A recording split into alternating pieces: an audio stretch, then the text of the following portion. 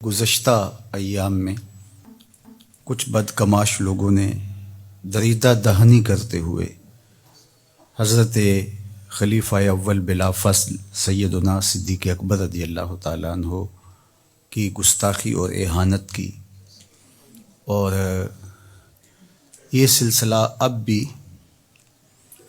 جاری ہے۔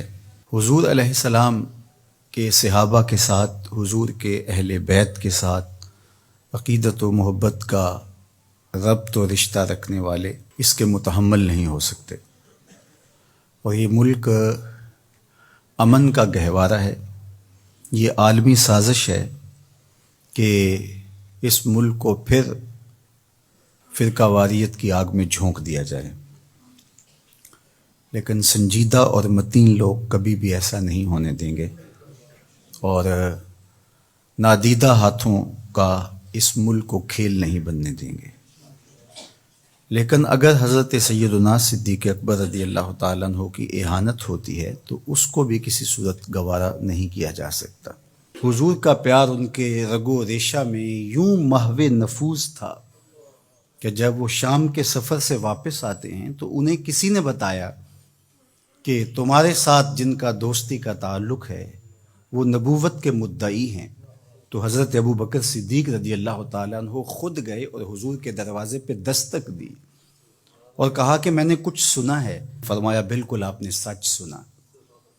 تو حضرت ابو بکر صدیق نے کوئی معجزہ طلب نہیں کیا، کوئی بحث نہیں کی، بلکہ فرمایا آپ ہاتھ بڑھائیے، میں بیعت اسلام کرنا چاہتا ہوں۔ کائنات میں کسی نے ایسا عشق نہیں کیا جیسا حضور سے حضرت ابو بکر نے کیا ہے رضی اللہ تعالی عنہ۔ کائنات میں حسن کی داستانیں آپ نے سنی ہوں گی، محبت کی کہانیاں آپ نے سنی ہوں گی، لیکن سیدنا صدیق اکبر رضی اللہ تعالی عنہ کا عشق یہ کسی سے مخفی نہیں ہے۔ 5000 فٹ کی بلندی پر ہے غار ثور، اور آقا کریم علیہ السلام کو کندھوں پہ اٹھا کے سیدنا صدیق اکبر رضی اللہ تعالی عنہ غار ثور کے اوپر جا رہے ہیں، اور شوق فراواں کا عالم یہ ہے کہ قدم بھی خوشی سے پورا نہیں لگتا۔ اللہ اکبر۔ پباں پار قدم نہیں لاندا، پباں پار قدم نہیں لاندا، سور پہاڑ تے چڑھیا جاندا، او پیا جاندا یار نبی دا، یار بھی یار غار نبی دا۔ رنگ دیکھو، جمال دیکھو کہ مال بھی راہ خدا میں وار دیا، گھر کے اندر ایک پائی بھی نہیں رکھی۔ اللہ اکبر۔ وطن بھی چھوڑ دیا۔ آپ کے پورے خاندان نے حضور کے لیے قربانیاں دی۔ حضرت اسماء نے ابو جہل سے تھپڑ کھائے، وہ آپ کے گوشوارے ٹوٹ کے گرے، کیا کیا تکلیفیں آپ کے خاندان نے گوارا نہیں کی۔ اور غار ثور کی وہ ایک رات، حضرت عمر کہا کرتے تھے میری ساری زندگی کی نیکیاں لے لیں اور عمر وہ رات دے دے۔ تو یہ ہے حضرت سیدنا صدیق اکبر رضی اللہ تعالیٰ عنہ کی محبت کا رنگ۔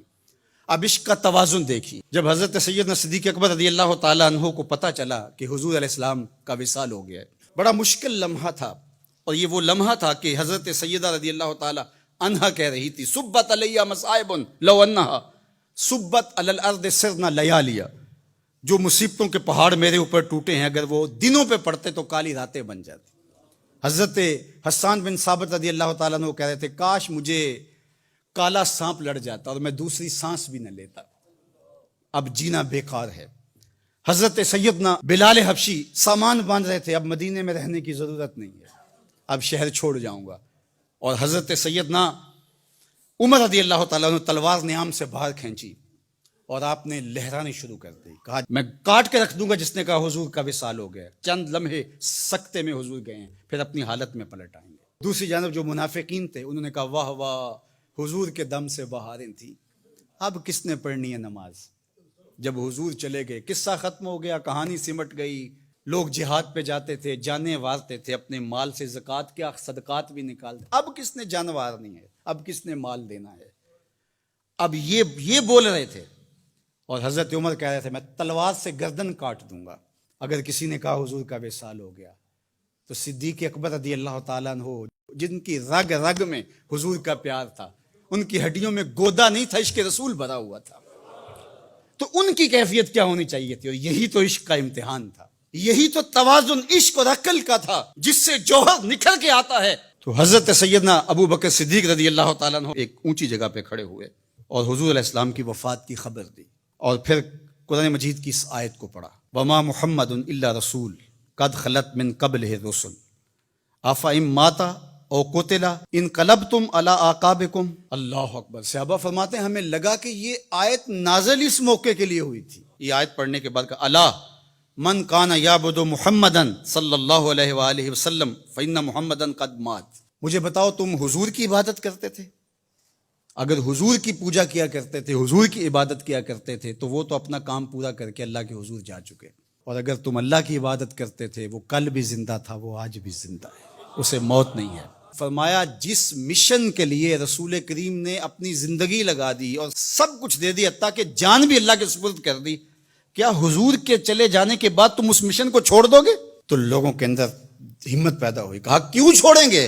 تو کہا پھر اٹھو اور حضور کے دین کا جھنڈا پکڑ لو۔ اب منافقین کی ساری کھیل بگڑ گئی، ان کا خیال یہ تھا کہ یہ موقع ہے، اس نازک موقع پر حضرت سیدنا صدیق اکبر رضی اللہ تعالیٰ عنہ کا بھی کلیجہ پھٹ رہا تھا، لیکن انہوں نے جو مشکل وقت میں جو فیصلہ کیا وہ امت کے کھڑا ہونے کا ضامن بن گیا۔ میں کہتا ہوں اگر یہ موقع حضرت سیدنا صدیق اکبر جو ہے وہ نہ سنبھالتے تو بتاؤ آج امت کے چہرے پہ رنگ موجود ہوتا؟ تو یہ سیدنا صدیق اکبر رضی اللہ تعالی عنہ کے عشق کا توازن تھا، اور مشکل فیصلے، یہ سیدنا صدیق اکبر کا وہ رنگ تھا جو آپ کو یہاں دکھائی دیتا ہے۔